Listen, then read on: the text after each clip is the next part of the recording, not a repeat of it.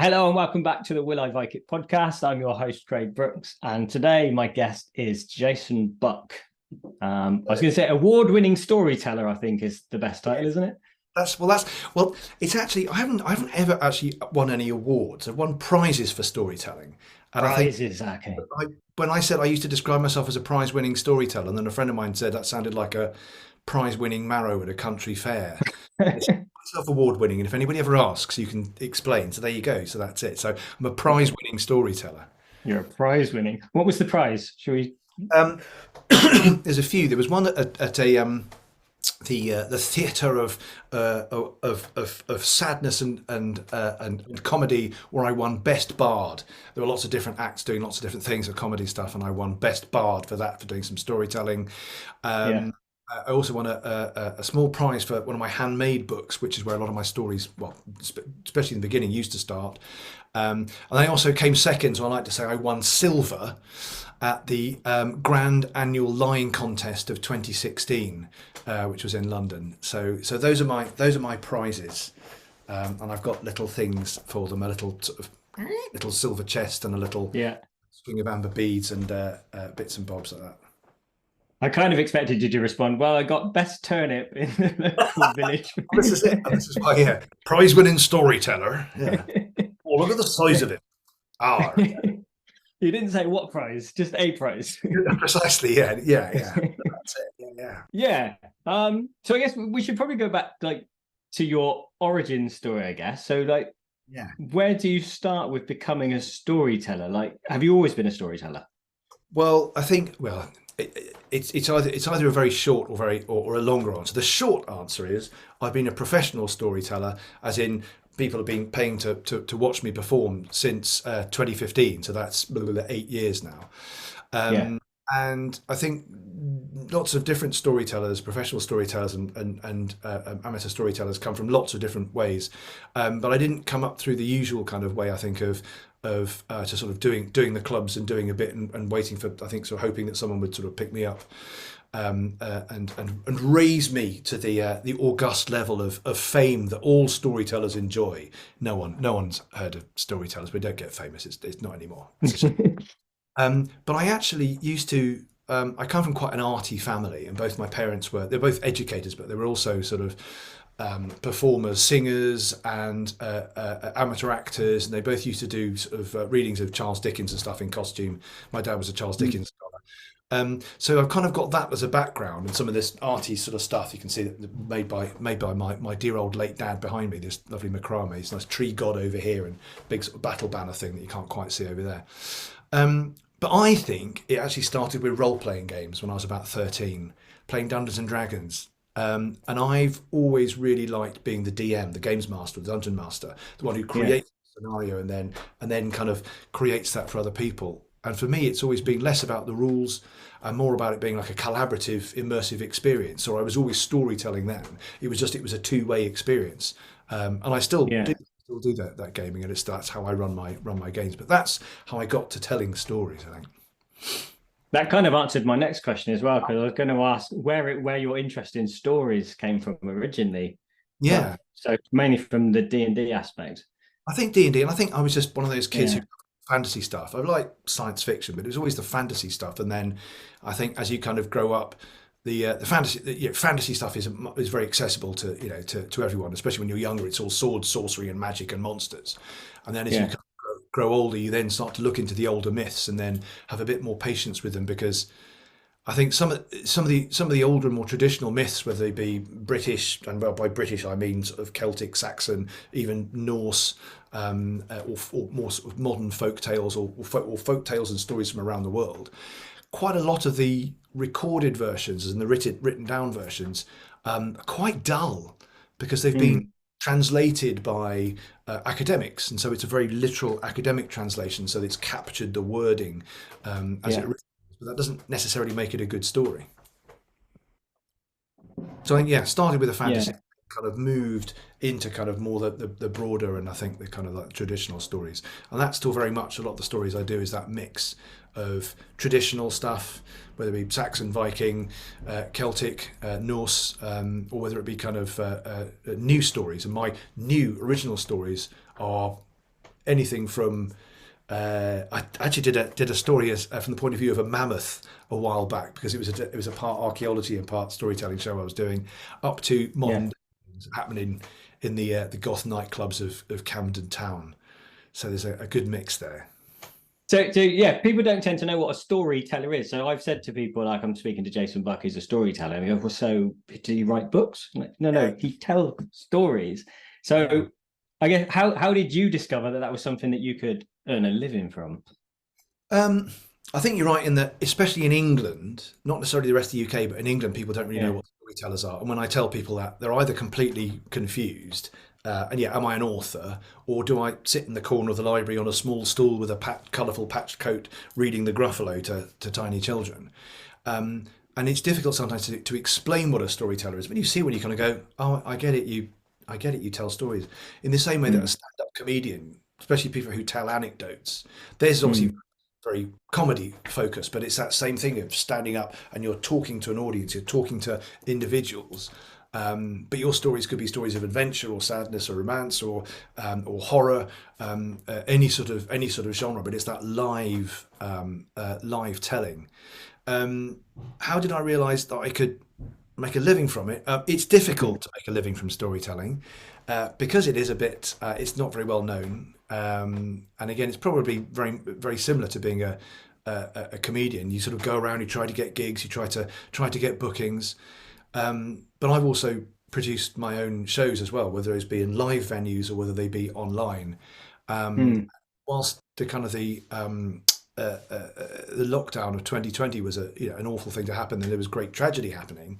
It actually really helped me as a storyteller because suddenly I was able to produce stuff online that I hadn't thought about doing that before, and Yeah. reach people all around the world. And that's people who are who are in lockdown in the States or in Europe, or Australasia, and also people who were already sort of housebound, people who either couldn't leave the house because of medical conditions or felt they couldn't, Mm. and so that really helped, and so that helped me kind of build up an audience, much like doing podcasts, kind of. So you suddenly reach people who might not have heard about things Yeah. or thought about things. I think that's how I first came across you as well, because we did that event for the Wassail in 2020. That's right, yeah, with Dawn Nelson, Dee Dee Storyteller. Yeah, I think she'd seen you Yeah. at Yeah. Ancient Farm and then said, let's do a New Year's Eve thing. I know this brilliant bloke who he will be able to do some food and some drink and stuff. And so, yeah, we had that great New Year's Eve with you Yeah. sitting in absolute freezing weather, but in all your kits, so you were all cozy and you were baking. Yeah. Was it salt lamb or a lamb in a salt Salt crust? dough baked lamb. Yeah. That's it. And brewing the apples, and we had everybody, lots of Yeah. people joining in, and we had 100 and something people, or 100 and something Yeah. cameras, accounts joining in, and people, yeah, brewing wassail and following along the instructions, and then we tell stories in between, and yeah, that was a great evening. Yeah. I mean, I brought that on myself really, because all Dawn asked me to do was, you'd cut across to me in my kitchen and she'd give me a cider recipe. And it would just be because you did like stages, didn't you, through the night so people could That's right. brew Yeah, so along. people could follow And along. I You was could, like, well, I'll do it, but I want to make my own recipe. yeah, all right, And okay. and if I'm going to sit out somewhere, I may as well do it in the garden with a fire because it looks a bit more Yeah, authentic to what I do. yeah, And if I'm going to sit with a fire, I may as well cook something. and you It did. just kind of evolved. Yeah, but it was -4, I remember. I remember sitting there thinking, because there was the fire, but I could see the sort of plumes of steam coming out of your mouth when we kind of Yeah, cut to you. Yeah, and I was worried about you, but you assured me that with all your clobber on, in the same way that yeah, people in Saxon times didn't just all fall dead like flies the moment the weather got cold. You yeah, put cold weather clothing on. yeah. And with the fire right in front of me, I had my feet underneath the firebox. So yeah, yes, keeps you That's- fairly warm. Yeah, Yeah, yeah, lovely. yeah. So I guess if once you move into telling stories online, I Yeah, guess that becomes a different way of telling stories because it's quite difficult because you don't really get like an audience feedback, laughs, or yeah, absolutely. yeah, It's very difficult. yeah, Yeah, if you're doing comic stories, doing comedy stuff, it is really difficult. Yeah, because there's just absolute silence. Because I tend to be a bit authoritarian in the way I do my online stories, and I kind of yeah, everybody except myself and the other performers or the other speakers are all on mute. Yeah. Because otherwise people forget and microphones are on, and you get people in the back who go, "Do you want a beer? Yeah, he's starting. He's starting now. Yeah, come on then." And that kind of comes through. Or, as the case of that evening, and I don't know who it was. So Oh, I know where this is going. yeah, there was. As we started, we'd been going around and we had a number of microphones switched on because we'd been talking to a number of people. And we cut back to Dawn, the other storyteller, and she started to tell her story. And as the first words, there was a resounding and audible fart from somebody said, and I just saw Dawn's eyes flicker for a moment, and then the true professional, just carried on. So what? Any number of a whole bunch of microphones. So yeah, it is difficult online. Yeah. But what? There was a big sort of debate, I think, in the storytelling community about, is it still storytelling, and the fact you couldn't look into your storyteller's eyes, your audience's eyes, Yeah. you couldn't do that. But there's styles of story, there's a Chinese style of storytelling where you don't look at the people, you look beyond them, and you talk, so that you kind of remove yourself from the audience slightly, so that you are creating an atmosphere, but without looking into people's eyes. But also, Yeah. when you're doing stuff online, you get to be able to talk to the audience quite confidentially sometimes, and you can use the camera like people do on telly. So it's a Yeah. different style. The main thing I notice is that when people come to see my live shows, I'm 6'4", which you can't really tell when I'm sitting down, especially because my height's all in my legs. And they kind of go, "Oh God, are you tall? Oh, you don't look that big on the television," And I get a lot of that. Yeah, so I feel like Gandalf kind of turning up in Hobbiton sometimes. That reminds me, because the first time we actually met in person was at Morforge when you did the retelling of Werewolf. Yeah, that's right. Yeah, for you. Yeah. And you were like stood in I was going to say in the clouds, but in the smoke that sits in the long hall, like above the clouds. Yeah, I had this called a pall of smoke that was just sort of here, and a haze that I have to be very careful in that little Viking longhouse. So for the people that haven't been there, it's a beautiful Viking longhouse. He's made a much bigger one now, hasn't he? Which takes 100 people. It's halfway through. Yeah, it's not finished yet. So this one takes about 40 people, and it's great to be in and to sit around. But if you're moving backwards and forwards and you're tall, there is whacking great beams across the middle. So if I want to move, there's a great big fire, sort of raised fire pit down the middle. So I have to be careful how I'm moving, otherwise I'll fall into the fire or smack my head on a beam. But then the smoke goes up, and it's sort of filtering out through the roof holes, but it does certainly come down, and my eyes streaming and starting to suffer from smoke inhalation as I'm trying to boom out Beowulf, what? To a room full of eager I'm listeners. not crying, it's the smoke. Absolutely, yeah. And at the interval of that, someone just sort of said to me, "You're doing a stalwart job in that smoke. You're doing well." So yeah, I could see that. Yeah, that was a fun evening. Yeah, It was a great evening. It is a bit of a storyteller's curse, I've noticed, that if you go somewhere, people always say, especially if it's outside, "Oh, we could get a fire," and it'd be nice. You could stand around, you can have the fire going, and you do that. Yeah. And of course, when you're standing near the fire, and wherever you go, the smoke follows you. And someone at a show in the open air tried to explain that to me about convection currents. I just remember this from school science. You've got a ring of people, and the air can't really get to it. So you're the only one standing up and moving around. So what happens is all the air comes in from one bit and comes back out from the place you're standing. So wherever you're standing in the hole, the smoke will come to you because you're that opening. Yeah. First. Right, now on the note of sort of watching hitting your head in that longhouse at Morforge as well, I can remember at one point in the early days, if it rained a lot, the floor would become almost like a river with the water running through it. So David raised the floor. And of course, all the tall people were coming in, not realizing he'd raised the floor. And they were used to the height. So they're used to like ducking the right amount, but they weren't ducking enough. And they would hit their head on. Yes. I think the floor had gone up like 3 inches or something. Yeah, that'll do it. Yeah. I still bang my head on things, and people say, "Oh God," and this will go, "It's all right. I've been doing this for half a century now." Well, I haven't been 6'4" for half a century. That's a lie. But for decades, I've been kind of banging my head on things, and I think it's probably got quite tough. I'm fairly good at hitting my head for a short ass. I think I've hit my head more than most normal people. Beams. You go to places with the beams. That's why. I don't know. It's like even here, like the door to get in this building Like even I have to duck to go down. What are you, in a hobbit hole or something? It's an old outbuilding that's converted. So yeah, it was like a toilet block. Yeah. Oh, okay. So I mean I can see the door from here. So on me, yeah, I'd probably just about to about there on me, and I'm 5'7". So it's about there on me then. Yeah, that's about right. Yeah. I always kind of joke to people that it's so that people have to bow when they come in and see me. Do you know, I once bought a tent almost entirely on that premise, that if you looked from it from the top, it was a bit like an igloo. It had a circular bit and then a sort of a long bit, and what that actually was two separate compartments. And if you wanted Yeah, to have them so you could have two separate bedrooms, but it was just for me camping, and so I had the round bit as a bedroom. Made sure I took a little seat with me. This was going to a LARP event, and yeah, so nobody did, unfortunately. I was waiting. I opened the other end of the long passageway bit. So the idea was that when people came in, they would have had to have crawled on their hands and knees to come in to talk to me. Well, I would have been sat at the top bit, on a chair, looking imperious. In my heart, I was yeah. imperious and terribly dramatic. That reminds me, it's a completely different thing. But when I was at Midgard Block Festival in Norway a few years back, they had a secret camp for the band. Do you know Heilung? But yes, yeah, yeah, Yeah, yeah. so they had a separate encampment next. That's the ones. Fingers in the eyes.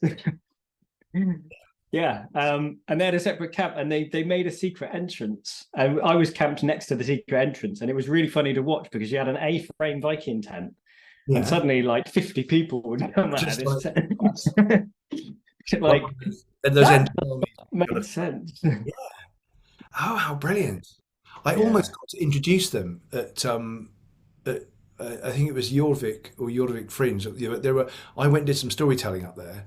yeah, Brilliant, brilliant fun. 120 people in a room, most of them in Viking kit, complete with shields, axes, and swords. No spears, but that's probably a little bit too much for the street.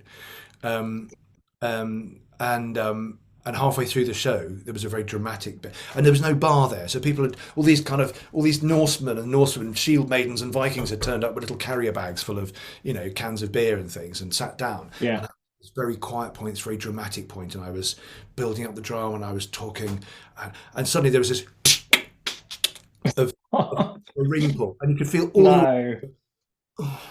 And then from the opposite side of the room, someone just went, "Skull!" And all the Vikings went, "Skull!" And everyone went, "Ray!" Until I carried on. But after that, there was someone who was part of the organisation of Heilung being there who said, "Oh, will you come back and introduce them Yeah, and tell some stories?" And I thought, I'm not quite sure how that's going to work. Walking out on stage with a whole audience waiting for Heilung and kind of basically going, "Give it 20 minutes because I'm going to talk to you for a bit. I know you're here to see them, but anyway, it didn't happen in the end, which kind of is a shame because I would love to have done that, but it's probably better because I don't think dramatically it would have worked.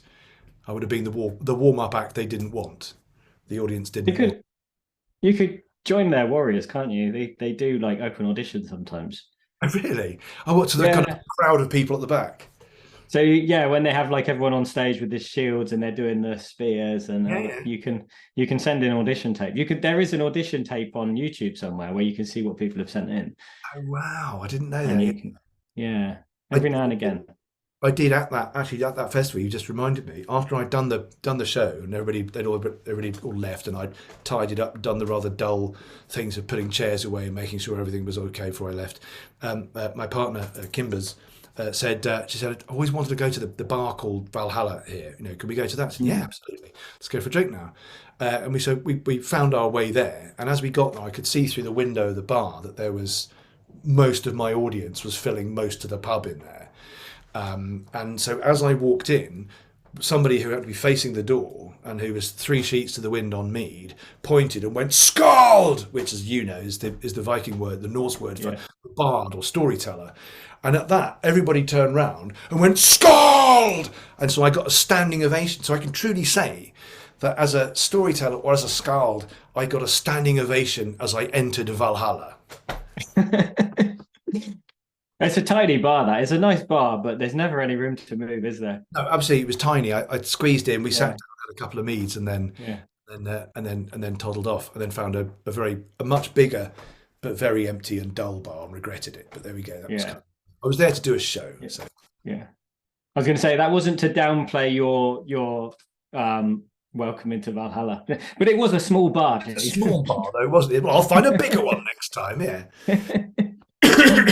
Yeah. Yeah. All right, I've lost my train of thought now. It's We've okay. gone way off track. Yeah, so the only other thing I was gonna on that sort of line was sort of what your favorite kind of audience is to perform to, because I presume you perform to people of all ages, Vikings and normal Yeah. people, and do you have like a favorite audience? Um, favorite audience is interesting. Yeah, as a storyteller, I mean, most people think I tell stories to children. And when as I started as a professional storyteller, I very much wanted to distance myself from that. And no, I tell stories for adults. I do adult storytelling. And then you have to go, oh no, not that kind of, not like adult storytelling. Um, but then actually, I started doing some stuff for kids, and kids are brilliant, and it's really good fun doing stuff with kids because they don't mind interacting, and they quite often parents and people will go shh, quiet them down. It's like no, I'll deal with it. I don't. It's difficult to basically say no. It's all right. I'll deal with this, but also that's great. They're wanting to join in, Yeah. and the kids have a great time, and you can get them to shout out and wind them up to do all sorts of things and making noises and whatnot and joining in. They're great fun. Um, I think, yeah, and adults are very different because adults will generally be sort of very, oh, hello, yes, we've come for the storytelling. And there'll be what, we all Yeah. expect from going to performances, which is, everybody comes in, they sit down quietly and do stuff and, and politely listen. But really drunk audiences are difficult because they Mm. start to behave like kids, but they're adults. So they start yelling out more and they start doing more. In Yeah. fact, when I competed for the Grand Line contest in 2016, that was in London at Yeah. a arts venue, and there was about 200 people in the audience, and I was on last, and my story started very quietly with this sort of introduction, and throughout the thing, they'd already pretty much booed someone off stage. Just for them having a red sequined waistcoat and then doing some really uncomfortable, sexy kind of bits that all the audience were going, no, stop, stop. And he just didn't, just kept going. So, and Wow. yeah, and people just, oh yeah, awful. Those bits where you kind of go, oh God, can you die or I die? I don't care who, but just one of us. Can one of us? Um, by the time I got up, they were they'd all been on the sauce all evening and were quite Yeah. quite happy to call out and get involved and do things. So when I stood up, I had to kind of do a bit of kind of call and response stuff to manage them and bring them round. So they were listening and kind of doing what I tell them without. You can't stand up and go, okay, can you all be quiet, please? Because my story Mm. starts quietly. And so yeah, so I just told them that one of my ambitions in life was that if I punched the air with my fist, then by doing that I would hear the sound of 1,000 hairy horsemen shouting huzzah. And I said, tonight I haven't got 1,000, but you lot will do. And so will you, my hairy horseman? Vroom, Yeah. once you've done it twice, everybody knows, and so they're just waiting for the next bit. And it's kind of like wrangling kids, so kind of Yeah. getting a drunk audience to kind of go, okay, we'll be quiet and listen, and they loved it. They enjoyed it very much. Um, Yeah. so I don't know. In terms of audiences, I like it's different because also I tell different stories, and sometimes people come away going, "Oh, that was amazing! That was great! I could really see the pictures. I was absolutely there." And other people Mm. sort of it's a bit like people coming out of a film. Other people going, "Oh, that was lovely! Thank you so much. I love the way you used words, and I love the way you did that turn of phrase, or the way you did that voice, or you did that action, or kind of how do you do that sound effect and things, stuff like that." And so you kind of get all sorts of different reactions. But most people who come to storytelling are pretty nice audiences, and they either know what they're to expect, or they come Yeah. expecting a talk about something, and then come away kind of going, "Oh, I see," and you performed it, and that was well, it wasn't what I was expecting at all. Yeah. I think it's a lot like stand up, like you said before, isn't it? It's like It's really managing that audience. yeah, absolutely, and sometimes an Yeah. audience, and if you're one of many people as well that's performing that night, what's gone on before you uh, affects what's coming up and the mood of the people in the room. Uh, Yeah. I guess yeah, that makes your shows easier to do because people come presumably to see you.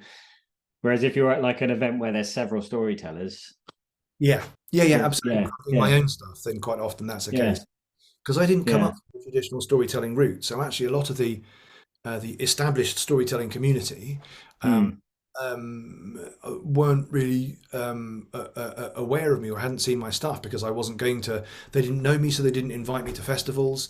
They weren't. Lots of people weren't watching traditional storytelling audiences weren't watching stuff over lockdown, so they didn't see me. And so actually, I was Yeah. reaching new storytelling audiences who liked the subject matter I was doing, whether it be Norse or horror or a dark Valentine's show or something, or Mm. that people tend to come along for the subject matter and then kind of go, oh right, okay, that's storytelling, yeah. And I'm now Yeah. finding that I'm sort of edging my way into sort of storytelling festivals now, and then people kind of go, oh yeah, he's quite good, he's quite nice, get him along. He's all right. We've never heard of him. No, he's good. Go on, get him in. Yeah, Yes. I Yeah. I had a judge at something once where somebody said to me, "Oh, I've never heard of you before," and I thought I wanted to say I've never heard of you either, but I thought it's a bit rude, especially as you'll be a judge in a minute for what I'm about to do, and I sort of said, "Oh," but yeah. Mm, Yeah. Yeah. I think I've heard similar things told by people that do spoken word and poetry as well, is that yeah. there's kind of like an in crowd, if you like. Oh, And absolutely. then and yeah, and then if you're not part of that group, people kind of like, oh, who's this sort of Completely, yeah, yeah, yeah, yeah.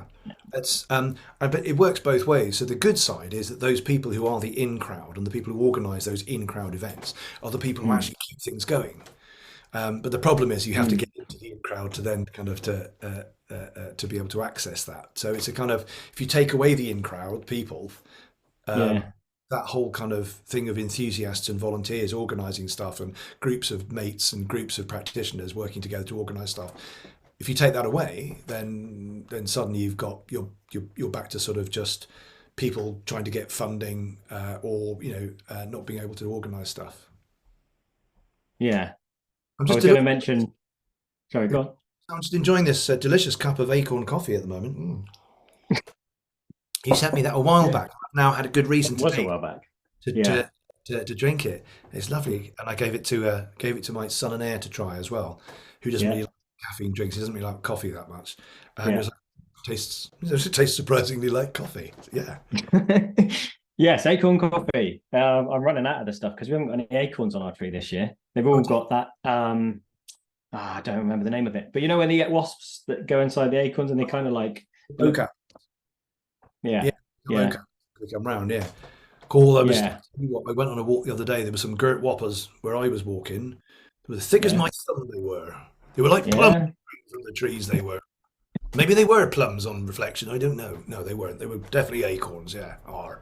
I hope you can tell the difference between a plum and an acorn. These plums are a bit tough, darling. Yeah, Yeah, but yeah, because we sent that to you for that event we were going to do with Dawn, wasn't it? There was yeah, yeah, which we didn't get enough ticket yeah. sales for, unfortunately. You had Yeah, some whiskey, I think. It was whiskey I sent you, or there you was. did, and the whiskey is somewhere safe in this house because I didn't kind of go lovely. I think I've got whiskey from you, and because it was blackberry whiskey, I think, wasn't it? Yeah, I think it would have been. And it got. I think it might be the Mm. same place where a friend of mine sent me a little bottle. It's like a little potion bottle of bacon vodka. Oh, Yeah, I went and stayed at his house while he was away. yeah. Stayed there, and there was this big Kilner jar in the kitchen, and it just looked like it was full of ears. I realised what it was bacon being steeped in vodka.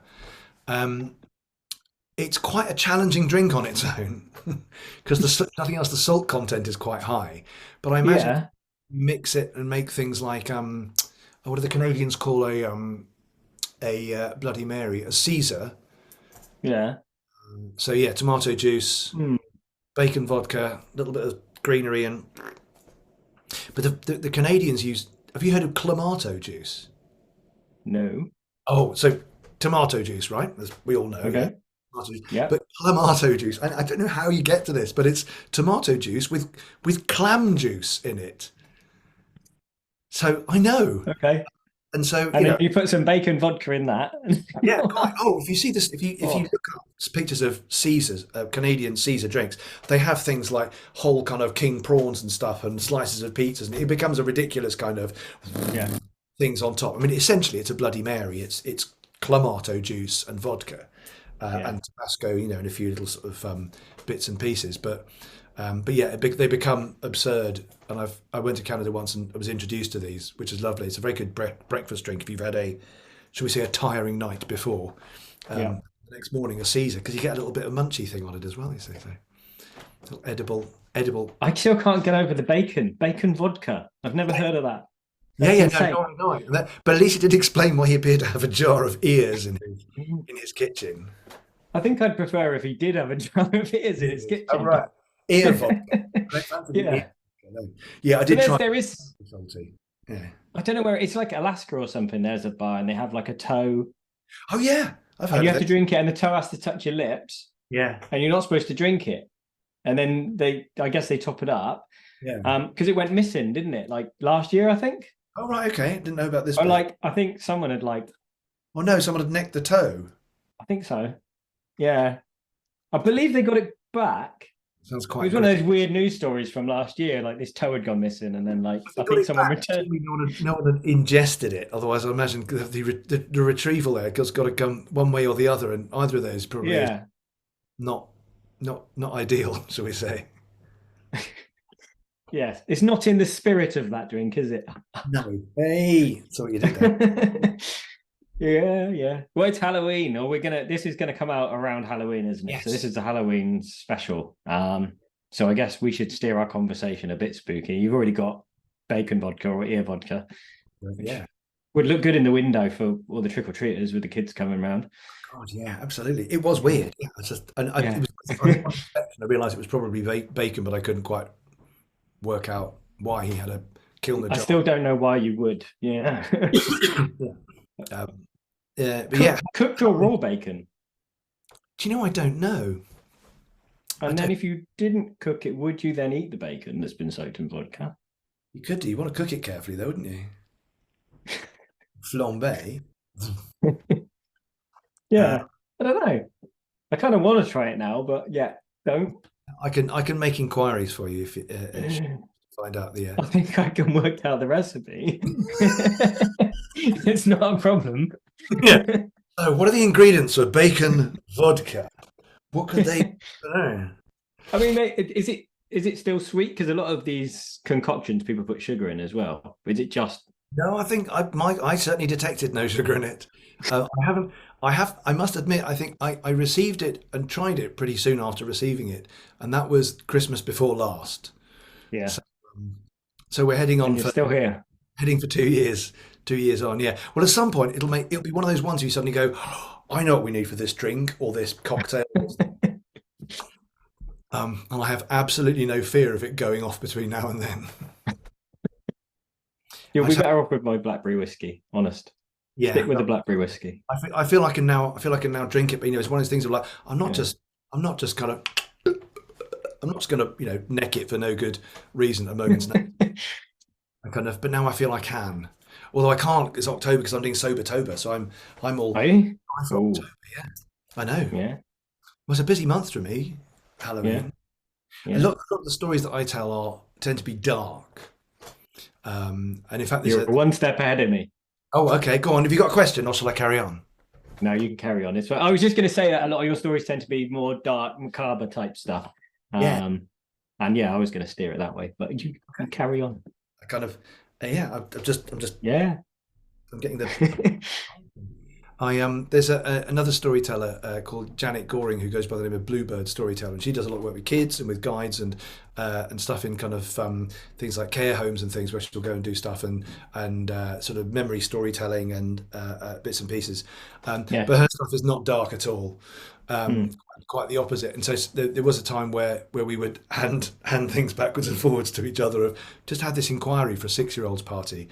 Bluebird, I think that might be one for you. And then someone like, yeah, I've got a private party coming up. We want something really dark and gory. So, Jason, I think this might be one for you.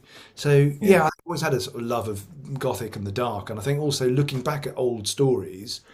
I mean, I think it's kind of almost quite well known these days if you look back at the fairy tales that Disney's made some great films from, but the originals have absolutely horrible endings and other horrific things that happen through them that then kind of got sanitized for a for a sort of public and I can imagine sort of quite sort of conservative audience.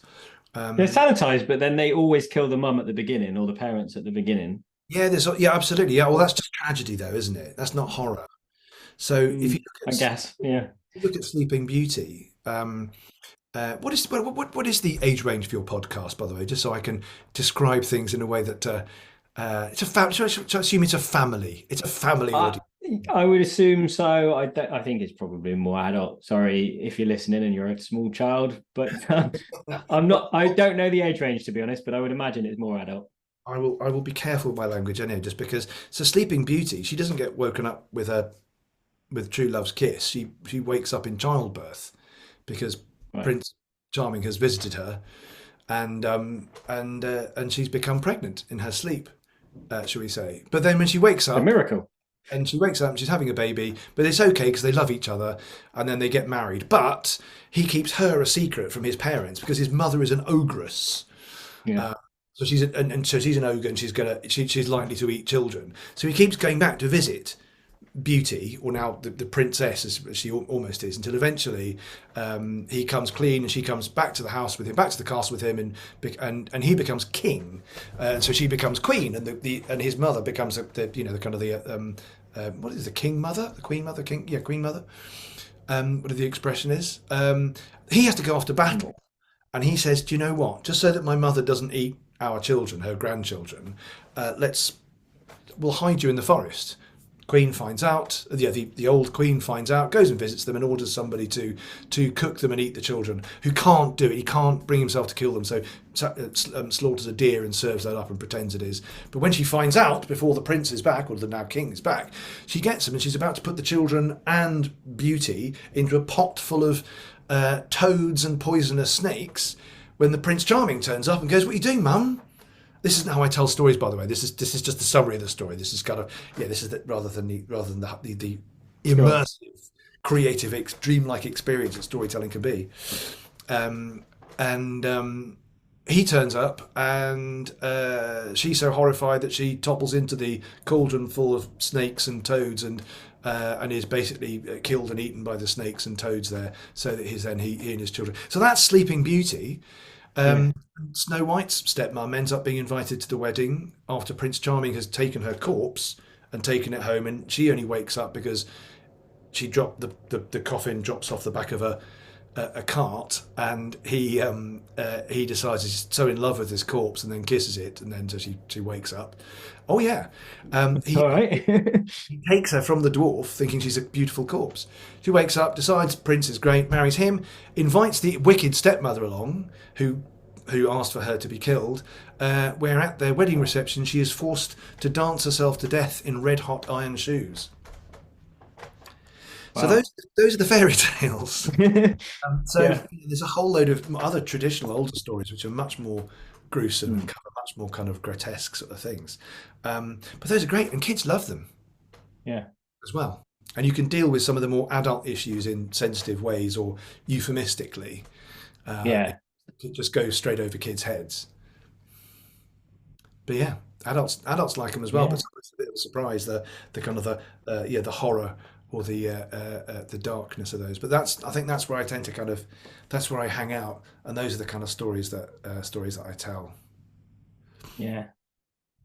And presumably, I mean, like a lot of folk tales and stuff were always there to teach some kind of lesson. So I'm just trying to work out what the lessons are in. Yeah, I think there's Hmm. a lot of the stepmother things were converted to stepmother, but were actually mother. It was the mother who wanted to kill her daughter, was jealous of her daughter, things. And I think some of them are cautionary tales. Don't talk to strangers. Don't go down by the Hmm. river because Jenny Greenteeth will be in there and she'll reach up and grab you. Don't go off on your own because you'll be snatched in the woods by monsters. Yeah. Big Bad Wolf and Red Riding Hood. But others, I think, are just some are historical as well, or based on history that then's got fancied up, Hmm. and others are just good old fashioned entertainment. I think. Yeah. People need entertaining. There's no television. Yeah, precisely. Yeah, and you Get a come there and storyteller. you think, oh, tell us the story about the so and so again. People like to hear the same stories again because they enjoy it, and in the same way that we go Hmm. back and rewatch stuff. then people like to hear the same stories again. Not all the time, not the same old stories all the time, but people do like familiar stories. I know there's people who kind of, oh great, you're telling that story again. Oh great, I love that one. Yeah. It doesn't have to be fresh stories all the time, every time. Yeah, it's sort of something that we naturally do as humans, isn't it? Like you go home and tell someone about your day, it's telling a story. Yeah. It's something like we're almost, I don't know, like born to tell stories in some way. It's a really. I've run workshops with businesses as well on this in the past. And that storytelling is a natural communication for all of us. All of us who communicate, communicate interpersonal communication, maybe verbal or sign language, whatever. It's a narrative that Mm, helps us to understand things. Because with a narrative, you can understand the progression of things through time. You can which helps to put things into sequences, and you can also teach people about things of increasing complexity. So Lord of the Rings is a massive book, yeah, and if you try to if you try to sort of get all the information in there right at the beginning, I know Tolkien does a bit of that, but essentially the whole of the book is a ring owned by an evil person must be destroyed, and some good guys go out and experience trials on the way, but save the world by destroying it at the end. There's a bit more in the middle, isn't there? a little But bit. yeah. Especially the bit about when he goes on about when they're running. And that's classic old storytelling stuff because to read it's quite dull, I find. There may be people who enjoy Yeah, those bits. It's a bit like, as Eddie Izzard said, you can't have a book with a car chase in it. You kind of, he drove faster, he put a face in the mirror, he looked round. That doesn't work. It works great on film. But there's a little bit of that I think it's the Two Towers, isn't it? Where they're running, as some of the heroes are running after the Uruk-hai to try and find Merry and Pippin. There's a lot mm, that goes on in there. But if that were a saga that you were telling, then it would be more like a film. And this is where kind of it would come off the page, Tolkien's inspirations from the old sagas that would be told to people, told to a yeah, primarily illiterate audience. And with that, you can talk about, and they ran, and they ran, and they ran, and they ran for a day, and they ran for a year, and they ran for a year and a day. They ran up hills, and you can do that kind of as a saga, and it's exciting because you're performing part of it and you're telling people part of it, and it takes it off the yeah. page, and suddenly it becomes with the storyteller's kind of performance of the words. Then it starts to trigger those immersive parts where you start to see the pictures in your head. Yeah, and it's like that thing, isn't it? It's if you're given a talk that you don't talk monotone all Yeah, in one volume level, is you go up a little bit and then you come back down, and you because then people have to go, sorry, what's he saying? I can't quite, and it draws people in to absolutely. pay Yeah. attention. Yeah, Yeah, there are some points where silence and stillness means that, yeah, you can feel people leaning in and it creates great atmosphere. It's great to yeah, be dramatic and blah, blah, blah, blah, blah, and those are great things for fights and exciting stuff, like a film. The music goes dun dun dun dun dun dun dun, and when it's the quiet bits, there's very quiet music or silence. Yeah, and there's a big difference for performance storytellers, which is how often people like myself describe ourselves. There's a big difference between someone who can just remember a story and just repeat the words, and someone who can perform the story and really lend that emotion and that imagination and bring people in and immerse people into that world. I can't do either. Oh well, you can, well as you Yeah, said, yeah, I think you're right. Everybody tells nah, stories. There's interesting things, yeah, What to do? yeah, Yes. Do you know what? I went to the pub and then 15 minutes later, someone's told a story and everyone's either gone, "Oh my god," or yeah, "Hey," or you've had a reaction to it. And yeah, those are the stories. It's how we communicate. It's then yeah. you get yoinks like me who kind of go, well, I'm going to do it in a theatrical way about all sorts of things, prepared for an audience. Yeah, and then it's just the next level. But we all tell stories all the time. I don't know. I tried to tell. I think it was. Do you know the story Stingy Jack? Yeah. I tried to tell that to David at Moorforge once. All right. So if you want to know how bad I am at telling stories, ask David. Right. Okay. I'd forget that, get halfway through the story, and go, oh wait, no, I forgot a bit. Yes, and that's the bit of you do need to know the story. Yeah, But there's a lot of nice. Also, I think often as a storyteller, you're kind of almost on that point. Is that yeah, you're following the story, especially if you've got a story, you know how it goes. This happens and that happens and this happens and that happens and that. And sometimes you do forget, or something happens, or someone in the audience reacts in a certain way, you kind of go off piste a bit and come back, or something has happened, you forget. And one of the nice things about being a storyteller is that because you're the person who's doing the telling, you're not giving another actor a cue, so they're not waiting for the exact words in the exact place. Is that you do have a certain amount of license to kind of go, oh God, I'm about to tell them about the thing he's got in his pocket and how he's going to use it, but I haven't told them about the thing. That was a whole thing about, and you do the, but what I haven't told you is that inside his pocket, and you can, nice. Yeah, yeah. And that's up to the skill of the performer as to how well you can deal with that, as opposed to kind of going, yeah, as I've seen people do. Oh no, hang on, oh dear, hang on a minute, oh, and you can feel everybody in the audience going. So yeah, so we've been going, I guess, must be about an hour since we actually started, is it? Yeah. It's 10 past. Shall we move on to the questions that I ask everybody? I don't want to hold you up for too long today. But you're also going to tell us a bit of a story. So if people hang on to the end, I probably should have said that at the beginning, shouldn't I? Maybe. Yes. So you're going to tell us a story at the end as well. Yeah, which will be about Finish. 8 minutes long. So for that, you can Yeah. kind of, that bit, you can sit back, close your eyes, get a cup of tea. Yeah. Or a I'll cup- set a timer, run off to the house, go and get a coffee. Get your bacon vodka. Put I'm some, going to have to try that. you are now, aren't you? Yeah. Yeah. I don't know why, but I am. So what questions have you got for me? Well, I haven't done these for a little while. I have to remind myself now. All right. Go on. And you've had a bit of pre-warning for these ones, haven't you? So Yeah. I know you've had a bit of help for them. Research. This is the nitty-gritty. This is what people have got you here for today. And this is the point my cat's decided to stand outside this door and just in. So I'm just going to summon him in. Come on, Percy. I can hear Cat. Here we go. He's not great. You're really good at cat noises, Jason. Do you? He like throws his voice. Yes. Coming just from a black and white cat. Go on now, you buzz off. Yeah. I'm chatting with Craig. Right. What's your first question? Yes. So, if you had an unlimited budget, what would be your dream project?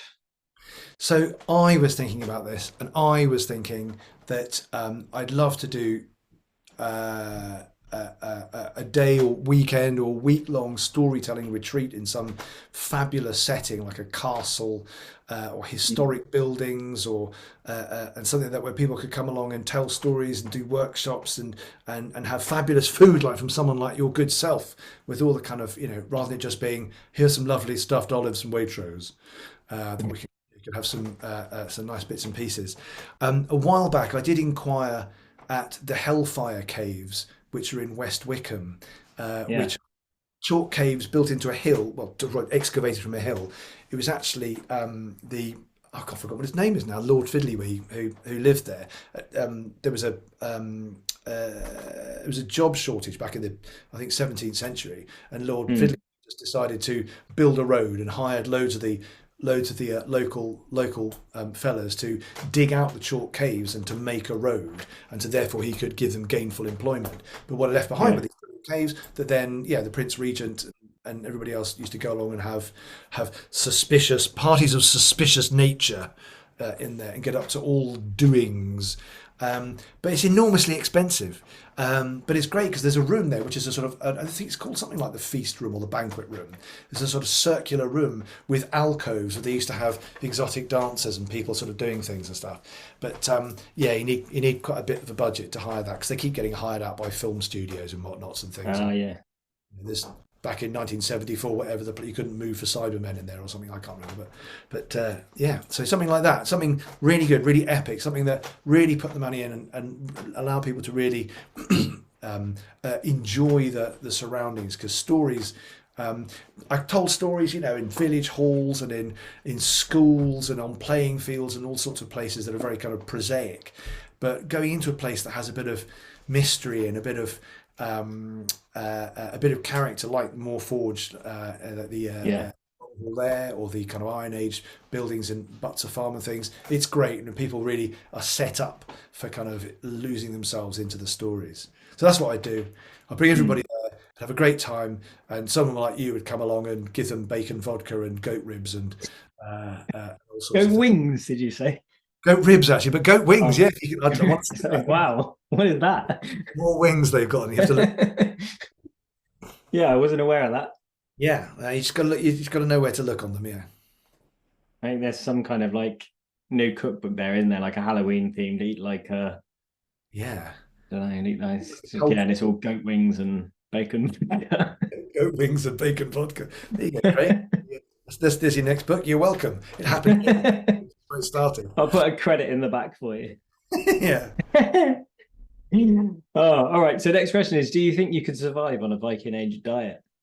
Yeah. I mean, I must admit, there's probably bits I don't probably fully understand, but I think absolutely. Yeah, I was brought up in the 70s and 80s. My parents were very um, we had wholemeal bread with whole nut peanut butter from the whole food shop. That's what I had for lunch. Where everyone else had white bread with lemon curd and wagon wheels and things. And so my parents were a bit bonkers and a bit weird like that. They were very much at the forefront of whole foods and health foods, and we were vegetarian for a while. And rather than just removing meat from the diet, meat from a plate, it was like, well, what can we do instead? What proper meals? I mean, today it's just common sense. It's kind of like, well, you have a vegetarian meal, you have a nice full meal. It's not just, as friends of mine at university once suggested, when we said, oh, let's all get to have a roast dinner, and said, oh, but Claire's vegetarian.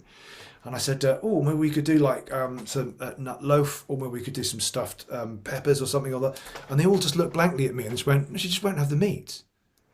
And it's like, all right, so we'll have a roast dinner, and she'll just have an absence of meat on her plate.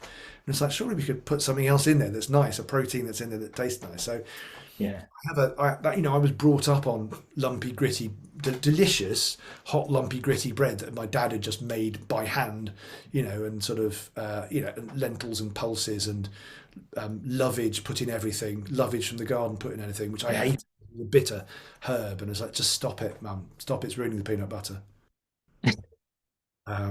They got the message in the end. My mum used to try to put, because I used to love peanut butter. So my dad's Yeah. bread, yeah, which you could build houses with, but it was especially warm, delicious, butter and honey. He said that with this whole nut peanut butter. My mum used to put slices of cucumber in because she said, well, balanced diet. Oh, no, no, no, no, no. Light peanut butter and granary bread, light cucumber. And eventually, they just arrived in the same lunchbox, but not in the same sandwich, and all was good. Just no cucumbery peanut butter or peanut buttery cucumbers. Not good. Wasn't good. Didn't like it. Have you ever tried dipping the celery stick in the peanut butter? Do you know what? I probably wouldn't mind that. They'd probably be all right. I think. Yeah, I think it's just when you stick slices of cucumber, into the sandwich, they feel like they've infiltrated the sandwich and then they've sat there in your yeah. lunchbox for a few hours. They It's made the not. bread a bit soggy. Yeah, and they've just gone a bit. Yeah. Whereas, yeah, having them as a kind of a dip or like as a satay, lovely. Mm, But yeah, not just yeah. It's like my grandma used to make salad with cold sausages and scoops of mashed potato, and it's like, oh no, this is all wrong. It was lumpy mashed potato that was hot next to Yeah. cold sausages that were sitting in a little sort of film of their own grease. So when you picked them up and looked underneath, they were smooth and shiny white like a mirror, and then with some sort of limp lettuce. No, the combination of those things, no.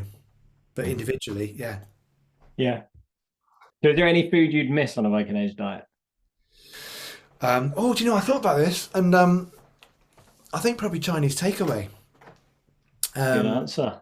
yeah, I think that's it. I think if my go-to takeaway is often Chinese takeaway, and that often has to involve something like a chow mein and those kind of flavors. Yeah. So, I mean, of course, I could get that in a Viking Age, but I just have to travel quite far to get it. Quite, Yes. um, and then of course it wouldn't be like a Chinese takeaway; it'd be like authentic Chinese food, which I'm sure is completely different. Yeah. Um, Yeah. so I think the Chinese takeaway would be the thing for me. And then of course the breakfast of the cold Chinese takeaway the morning after, which is why you always have to order a bit too much. So then you've got the breakfast of champions in the morning, slightly soggy. I've never done that because I will, even if I order too much, I will find a way to eat it. Oh, I've learned I have to stop. Otherwise, it means a night time of me of bad dreams and waking up and just kind of going, oh God, I feel like my dad. Oh, oh dear. Oh, oh, oh. So I've had to Yeah. I've had to tone down, but yeah, leave it and then look forward to it in the morning.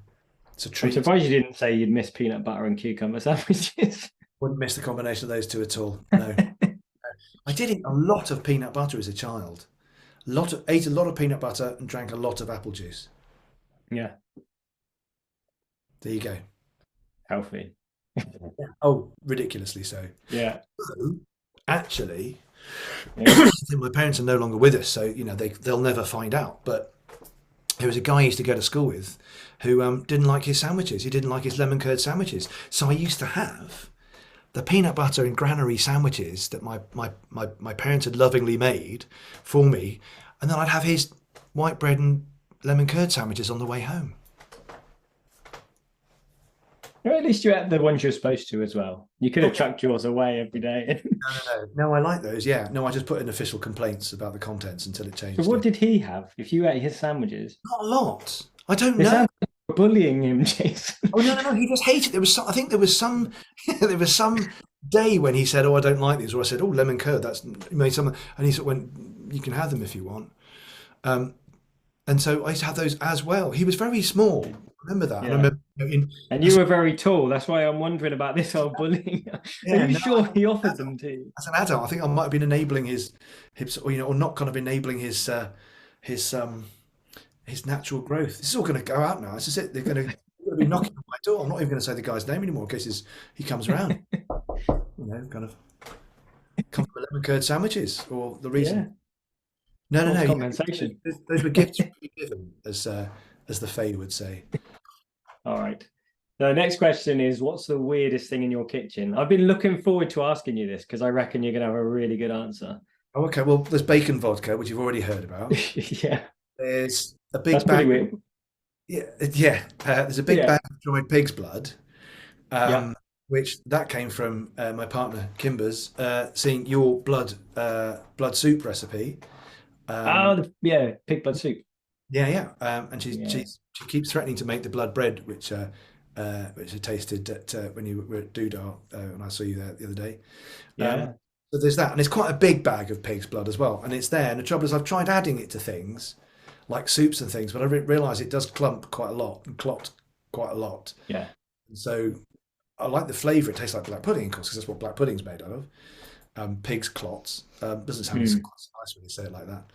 Um, but it goes a bit lumpy, so it's just it there. does. Yeah. Um, so If you there's make bread, mix it with the flour first before you add the liquid, right, yes, and yes, that gets around the lumps. yeah, and I think Kimber's did the correct mixing it, however, mixing it with other things before the soup. No, it's just me being an oik trying to tap it in, with a little with a what do you call it, a tea strainer that Yeah, doesn't really serve in a tea strainer it hasn't. still goes lumpy. Yeah, it does. I think it's been a while since I made the pig blood soup. I think the recipe is on my blog, but I think it's the addition of vinegar that stops it from clumping, if I Oh, remember rightly. oh, I see. It's an anti. Yeah, it must be. Yeah, Other things that we have in our kitchen. So we've got two fridge freezers. Standard fridge bit at the top, freezer bit at the bottom. But one of them, the freezer bit, is belongs to the talking of the dead things. So things that we have found and things that we have been given. So none of these were killed. These were all roadsides or presents from individuals who found them roadsides, etc. So we did have a tawny owl, which has now been scooped and stuffed and is sitting on a perch just up here. A peregrine falcon, sorry, not peregrine falcon, a sparrowhawk, yeah, which when was found still with the mouse in its claws. It had obviously well, picked up a mouse and then gone bang somewhere. yeah, Um, Various corvids, jackdaws, whatnots, quite a few small fetal lambs, and a whole hare. Now, the whole hare was actually rescued by. It was taken to a wildlife rescue, someone we know, yeah, and he'd been hit in a car crash, and he was on his way back to health, and he was looking good, but then suddenly one day he turned up his toes and died, and so we took the hair off their hands and then gave them a donation so that then they can continue their good wildlife trust, not wildlife trust, the wildlife rescue work, and so there's a whole hare in there, waiting to be reborn in a new way and to be loved by a future owner, and whilst helping all the other little Yeah, animals. of course. Yeah. Yeah, We we should get. probably plug Kim's stuff a little bit because you've mentioned Kim a few times, I think in passing, but I don't think we've specified what she does. She's a taxidermist. Yeah, She's lots of what are called wet specimens, so things in jars, in yeah. preserving liquids in jars. So everything from octopus tentacles to um, fetal deer fawns and things, and everything in between. So you find a roadkill deer, and if it's fresh enough, I don't know if you've done this. I'm sure you probably have. Well, taken the deer, skinned it, butchered it, kept the meat, and then. But sometimes we've actually found that the deer was pregnant when it was hit by a car. And these amazing, beautiful little sort of never to be born fawns in there. Mm. I know some people will find, very sort of grotesque, but they were already dead and would only be sort of chucked into a council landfill site, and so they've been preserved. Mm. Yeah, so she does that. She stuffs things. She makes here's one. This is a muntjac skull that's on the way to being reimagined. Had eyes put back in it and is becoming a dragon. There's a whole load of stuff. But you can find her online as Phantasmacabria with a PH. I'll Phantasm. put a link underneath the video as well. So Yes, there we yeah, go. Phantasmacabria. There we go. You can find her there. yeah, yeah, She does that. yeah. She does a lot of folk art as well. So bits and pieces of t-shirts and prints and things as well. So she does that. You can order from her website. And she's a fabulous all-round creative individual who certainly doesn't mind getting up to her elbows in guts. Which, I mean, who doesn't want to say that about their partner? Oh, Jason.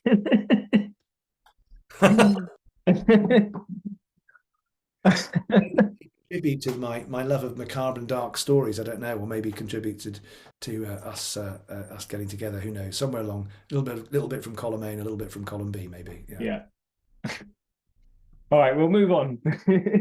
Please do. Right, what did we get to? That was that was the weirdest, wasn't it? Yeah. What's the worst food or drink that you've ever had? Well, gooseberries. I don't know why, but gooseberries make me sick. They make me retch. I don't know if it's Yeah. some reaction as a child, whatever. But if I eat them, if I do that thing of, you close off your nose so you can't taste anything. If I do Yeah. that, it's fine. As soon as I can taste it, it's just a weird physical reaction because I'm quite good at eating stuff. That and Yeah. tripe. No. My dad loved Yeah. tripe. No. Yeah. Nothing I'm with tripe. you on that. But, and I really wanted to those little kind of wheatgrass shots that were trendy for a while. Everybody kind of going, oh yeah, we take the wheatgrass. It comes to this juice bar, and here we've got like a little seed tray, and it's wheatgrass, which is Yeah. wheat. It's just sprouted, so it looks like Yeah. grass.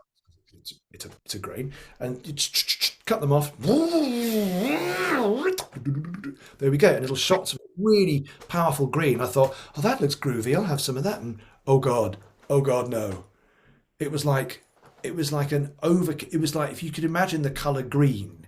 If you can imagine overdosing on the color green, is what it was like. I like green, Yeah. but it's like too much green, just too much green. I've never So had one. no, it was a shame. Somebody wanted to like it. It was one of those. Yeah, yeah. All right. Next question is, what's the most memorable meal you've ever had? So there's a couple. There's one that I made once, which was it was a friend's stag do, and I organised it for him, and we went out on a day's falconry, and so in this, of course, you got falcon. They're flying around. We went out into the fields, and they caught the birds caught partridges, because that's what falcons do. And nobody else in the team, everybody else in the team was quite happy to watch a falcon catch and kill something. But then the idea of actually dealing with anything, there was a bit, oh no.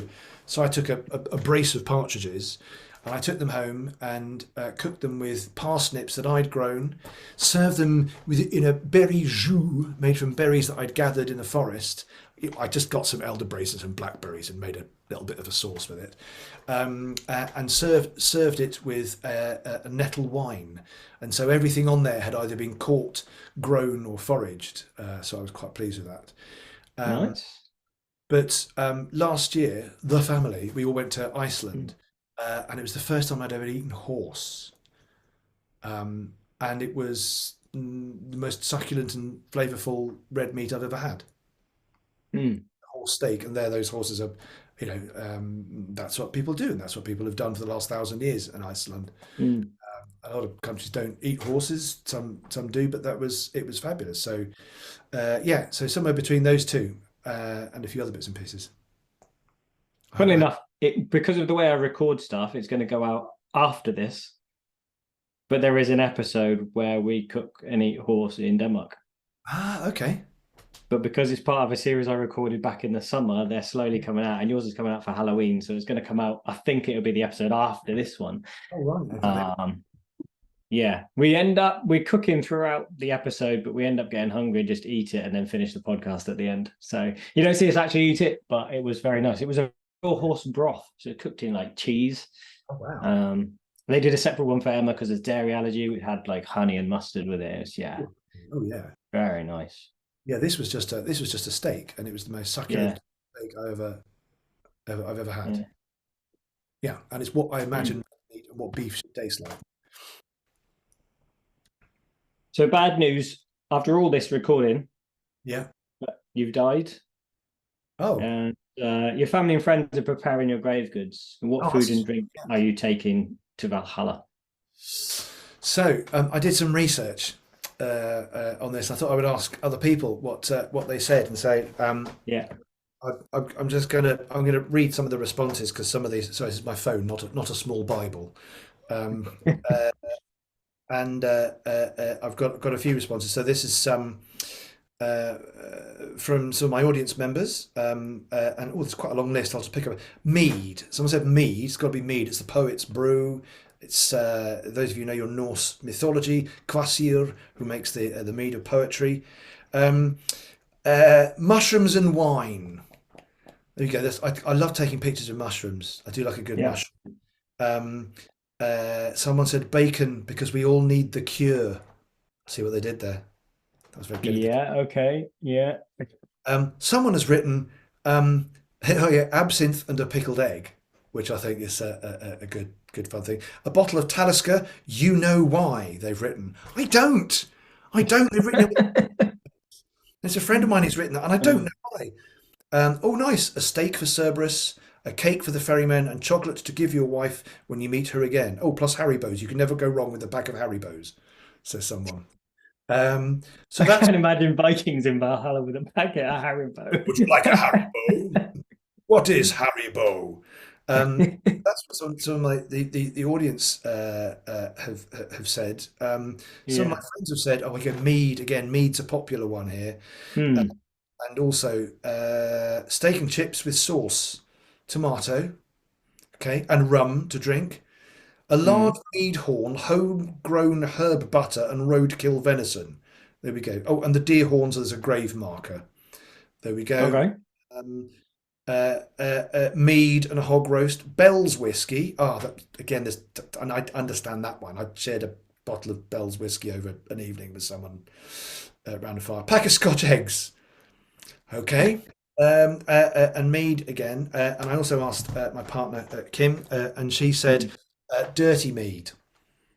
Now, dirty mead is what we drank on the day that we met, where I happened to have some rum with me, Yeah. and it was at a festival. It was at a heathen festival, a Viking festival, North festival. So there was a mead bar, and I happened to have some rum Yeah. with me. So in the spirit of, like a martini, a dirty martini, you drop a little bit of the salt from the olive juice from Yeah. the orange mug. It's the same, but you just get mead and you put rum in it, and nothing can possibly go wrong when you put mead and rum together in large quantities. Um, my son said coffee and a roast. Yeah. So there we go. So a lot. So out of that, I think Yeah. some sort of roast meat. People said ale and roast pheasant and various bits and pieces. So I'm going to go Hmm. for, probably going to go for some mead. Probably go for some dirty mead and a big thing of moose ribs. Moose ribs. God, that's very specific. Yeah, well, they're massive, Flintstone style. Well, if we could go Yeah. back, I'll go for mammoth ribs. Depending on kind of how I can go, go back. Or That's one, risky though, isn't it? Because you've never tried mammoth. So that's you could choose that and then get there might and be go, like, oh my God, they're horrible. tripe and gooseberries, and I'm like, Yeah. really disappointed. You're right. You know, Yeah. I'll go for beef ribs or something venison or something. Yeah. You said moose. Have you tried moose? No. Have No. you? No. No, no. That's why I wondered what it tasted like. But Yeah. What are they? Are they deer? it's got Aren't to be they? gamey, like venison, I guess. Yeah, and But they're big, so there'll be different cuts. So yeah. there'll be tough Actually, bits. I think I have had moose, but I think it was in a sausage, which doesn't really count because, Do you know what? You can put all sorts of things in a sausage, and it still kind of comes out tasting like yeah. sausage and Yeah. whatever flavorings you put in it. Yeah. The first time I had horse, it was in a sausage. And because it was like horse and pork sausage, it was just like, yeah, it's a I know. sausage. Are you sure it was, not wanting to quote Blackadder, but a suspicious sausage from your horse, a suspicious horse sausage. Yes, it may have been. Yeah. So there you go. I go for Yeah. something big and ribby, uh, Yeah. with dirty mead, and probably something nice and green to flush it, to cleanse the palate. Something nice and vegetable to cleanse the palate afterwards. Yeah. So not a shot of wheatgrass. Never. No, that's not in Valhalla. That's when you go down to Helheim. That's all they eat all day long. Is Gooseberry it and tripe washed down with wheatgrass shots. best hope you go to Valhalla Yeah, then? die in battle somehow. It's quite unlikely, isn't it? To be fair. Yeah. Or These heroic. days. Die heroically. It Yeah. doesn't have to be in battle. You could be saving someone, you Yeah. know, sort of in positive active service, and not, because I mean you could be in battle and be an administrator, and I don't think that allows you into Valhalla, doesn't it? Does it? If you're at the edge of the field, Wow. counting, Yeah. you've got to be in there. You've Yeah. got to be doing stuff. I think so. Yeah. Yeah. Who I knows? mean, I don't know. You could try and argue the case when you get there and be like, Well, no, no, no, I was. I think you'll find. Yeah. Yeah. Yeah, because judges Yeah. always love judges and people doing that. Always love someone who argues Yeah. with No, I comment. think you should let me in. Actually, I was the battle strategist. Yeah, I think if it wasn't for me, that battle wouldn't have happened at all. Yeah. Yeah, you're You right. remind me as well, your dirty mead. Yeah. I forget what's in this book. You know Rich Blackett, don't you? Yes. Did a show with Yes. it. Yeah. We're going to be doing another one in a short while. Selkies and werewhales. I'm trying to remember what it's called, and I know. Well, at least I think I put it in this book. We did a book for AUK years ago. Maybe it's not in here. Oh, it's not. It must be in the other one. But he does something else, and that was like, I'm sure he calls it idiot mead. It's been a Oh, while since I've seen, and it's just like I think it's vodka put into something because he didn't have time to actually make mead one year, so he just like okay. Just like kind of honey and vodka or something, just to kind of it's yeah. been years since I've thought about it, but I have got it in a book. I'm gonna have to double check what it was, but it is something like that. It's like yeah, Yeah. yeah. I don't recommend, by the way, mead and rum in large quantities together because they turn you into an idiot quite quickly. Yeah. So you go, the meat, this doesn't taste very strong at all. Ooh, there we go. And then, You had that sound effect ready to go, didn't you? it's one of my favourite. Right, so you're gonna. I'm trying to think. Well, the best way to do this. So you're going to tell us a story. Yeah. But I reckon if we close the podcast first, so we don't forget to do all your plugs and stuff. Do that one. Because people kind of go, yeah, I've heard it. I've had enough. I'm off now. Yeah. Yeah, sure. Yeah. Yeah. So where can people find you? So if you like Facebook, then that's the place where I spend most of my time. So if you go on Facebook and just search for Jason Buck Storyteller, or you can just Google me and you'll probably come up with my website, ways of contact. Actually, I did that this morning. Yes. American football player comes up first. Oh, yeah, you have to put Storyteller. Otherwise, I'm an American football player. I'm a Texan senator. I'm a supplier of ecclesiastical paraphernalia. There's and it's something to do with netball. And yeah, you have to put Storyteller. There's a lot of outside the UK. There's just Jason Bucks all over America. So Jason You Buck. were the second on the list still when I just put Jason Buck. Oh, that's good to know. Yeah, footballer. Then, and I thought, should we ask him about the football career? But no, we'll stick to storytelling. On Twitter, I keep getting tagged. Yeah, and it was a great game, and we kind of see that the Jeffs and the really good, and whatever you think about. I'd have to go. I think you've got the wrong Jason, but pointing to each other until eventually someone realizes. But Oh, you most, should own it. yeah, I'm just going to go. Yeah, it was great. I'm no good at football, but I'll just take some pictures of me. Retired football player now tells stories. So yeah, they can Google you, find your website. Storyteller, and then you'll Yeah. find me on the favourite platform. But Facebook is the place where I do most things. But on Facebook and also on my website is also where you'll find my events. And some of those are live, depending on where you are. Only in the UK, unfortunately. But if you'd like to invite me to somewhere around the world, please do.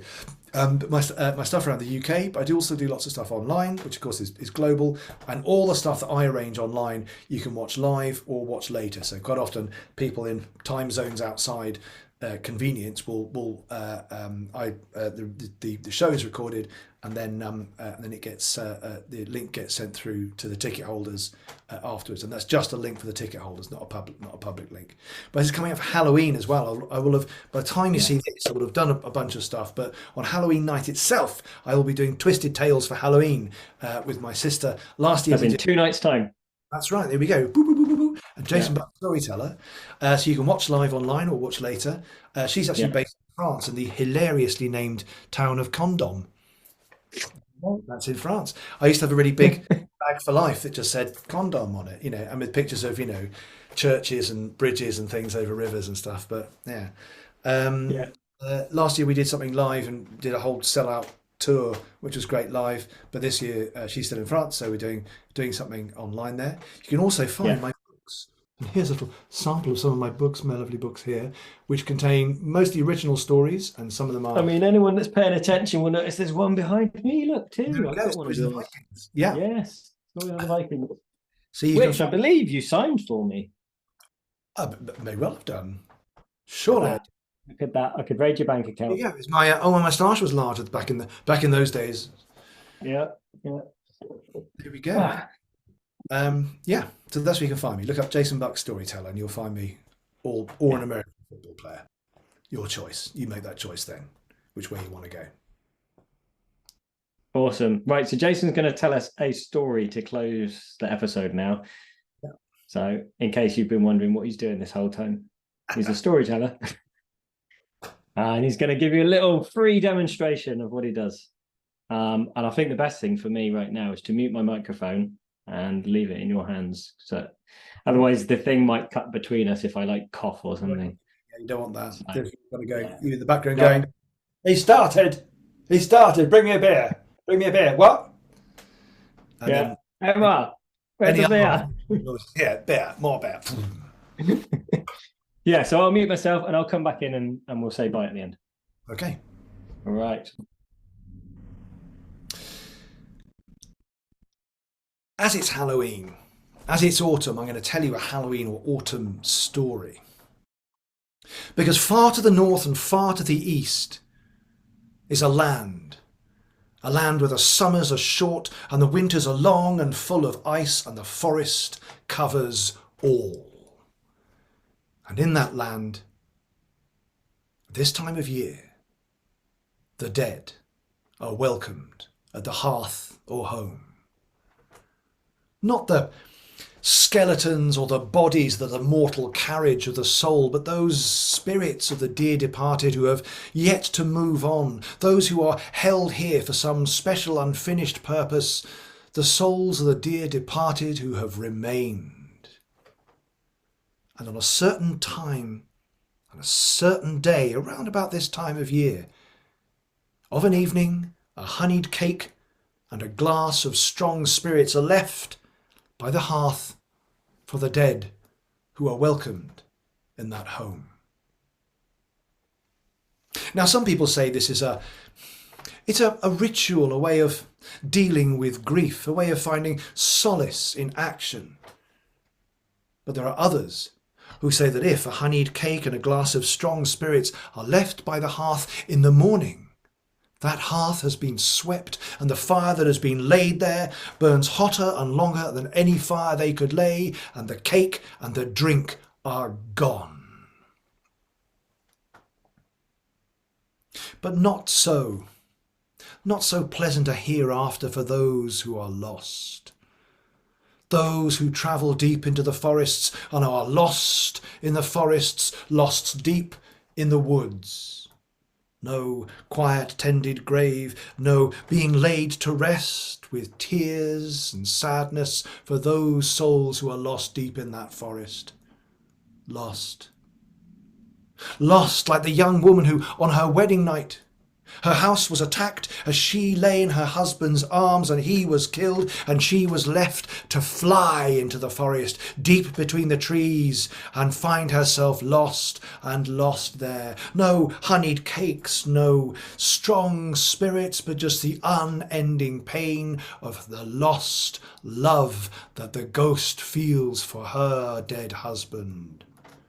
Her bridal gown torn and taken to line the nests of crows, her bones gnawed by foxes and pierced by tree roots, and clothed in thick emerald green velvet moss, and studded with garnet-coloured mushrooms that soften and blacken amongst the quiet of the pines.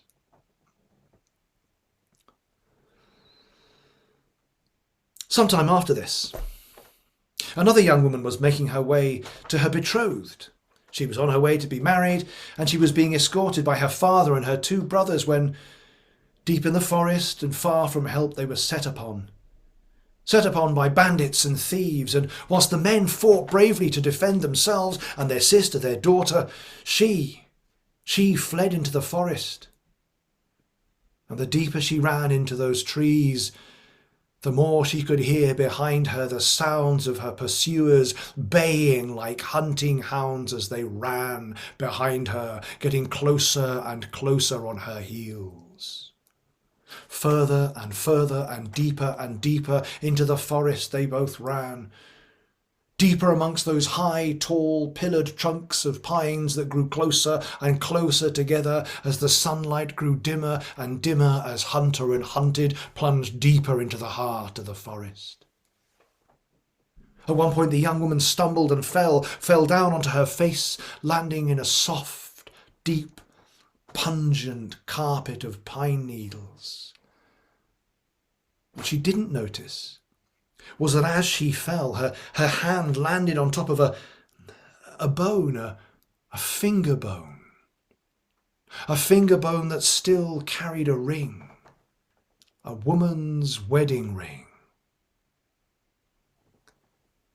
But as she stumbled back up to her feet, she didn't realise that her hand closed around that bone and that ring.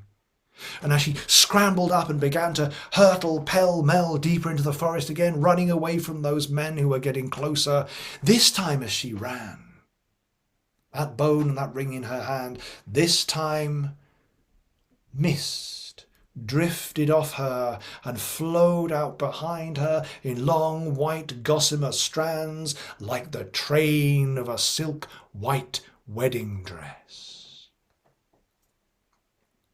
The men pursuing her didn't notice the chill fog. They didn't notice the unseasonable cold as it dragged its nails down their shins.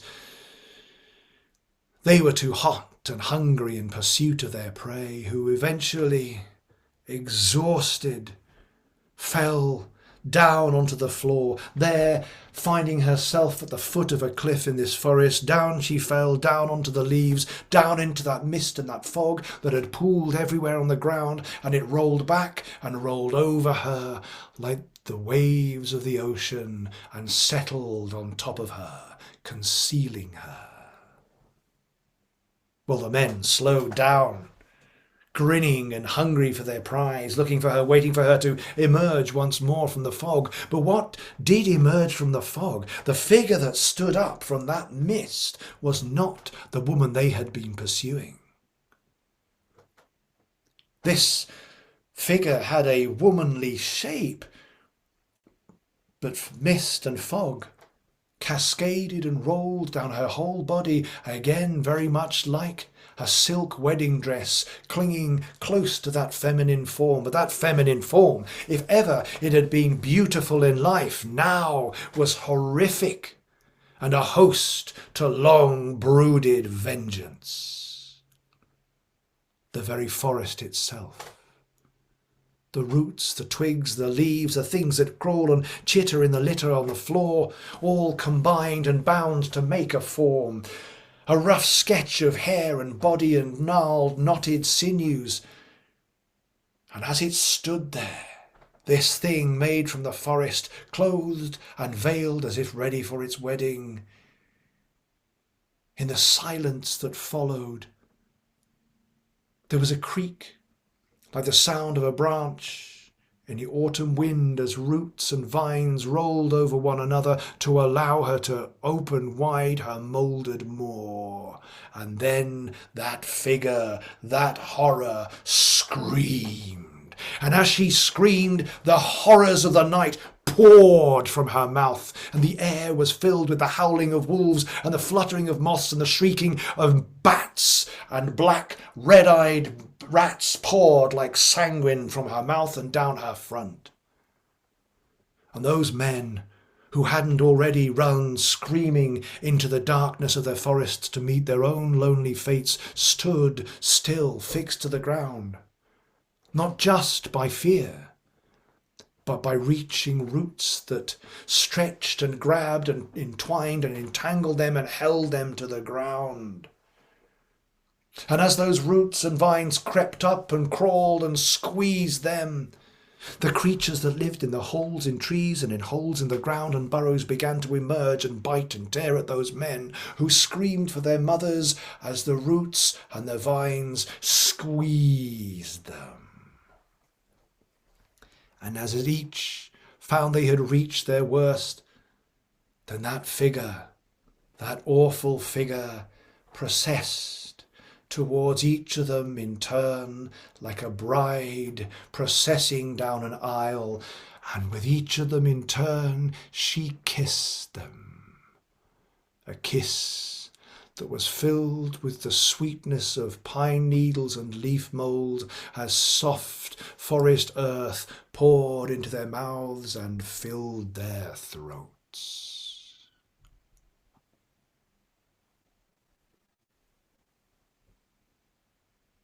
When the young woman woke up, she was not far from the path and found herself being cradled by her father, who had a makeshift bandage around his head, and he was weeping with happiness at finding his daughter alive and unwounded. He took her to where her brothers were resting and recovering, just close to the path from where she had fled, but she couldn't remember what had happened after she had fled the path. She couldn't remember where she had run to, and certainly couldn't remember where the ring that she was now wearing on her finger, she couldn't remember where that had come from or where she had found it. But after she was happily married, and her wedding ring placed next to the forest ring on her finger, after she was happily married, her babies slept longer and sounder than any of her neighbours. And on a certain night of the year, around this time, if she left a honeyed cake and a glass of strong spirits by the hearth, well, the next morning the hearth was cleaner than she could ever sweep it. The fire that she had laid there burned hotter and longer than any she could ever burn. And no man, no wolf, no monster ever came out of that forest to bother that village for a whole generation. Thank you. Mute quick. Just silence. Wow, that was really good. Lost Lady of the Pines for a nice autumnal Halloweeny story. Yes, and it makes me want to go and make honey cakes and put whiskey on my hearth. There you go. You have to. You got to do it now. Yeah. You got to do it autumn. Yeah. Just got to see what, whether it's still there in the morning. Oh, wow. Emma might drink it. Well, we'll do the old Santa Claus thing. We're just putting this honeyed cake and this by the hearth. Warm coat. Yeah, blah, blah, blah, blah. When my son was little, we always used to at Christmas time, because we quite often had open fires there, and you had the ash there, and was to draw a fake footprint Yeah. next to the fire. Yeah, Yeah. which Yeah. I'm sure he reached an age where I think he was colluding with us on the, he knew it wasn't Father Christmas, especially as one of them was one of those coal-fired things that's like a box Yeah. with a tiny flue, but it's magic anyway. It's all magic. It's all magic. Yeah. I might have to cut that in case Ocean listens. Shh. Being that she's only almost 7, she's still in that world. Yeah, that's right. Yeah, if Ocean is listening to that, I was just pretending then. Yeah, it's Father Christmas, definitely. And whoever the cake and the carrots or the whatever drinks, whatever it is, it's Father Christmas. Problem is, if I put honey cakes and whiskey out now, I feel like if I have them, I'm going to have to be the one to sweep the chimneys. There you go. Giving myself work. Yeah, that's the penalty. That's the penalty. It's not sweeping the chimney; it's just the hearth. Just kind of. Oh, okay. Well, that's not too bad. It's not doing the chimneys. You don't have to do that. It's not a Dickensian kind of tiny chimney. Yeah, awesome. Well, we've been talking for nearly 2 hours. Right. It's So, been a good chat. Yeah, it's been fun. Yeah, good. And yeah, thank you everybody for listening. And I will see you next time. Goodbye. Thanks, guys. If you enjoyed the podcast or want to hear more, remember to like and subscribe and give me a rating. For recipes and ideas, visit my website saxonforager.co.uk. I also have 3 cookbooks available to buy on Amazon worldwide. These are Eat Like a Viking Volumes 1 and 2 and Eat Like a Halfling. Thanks for watching.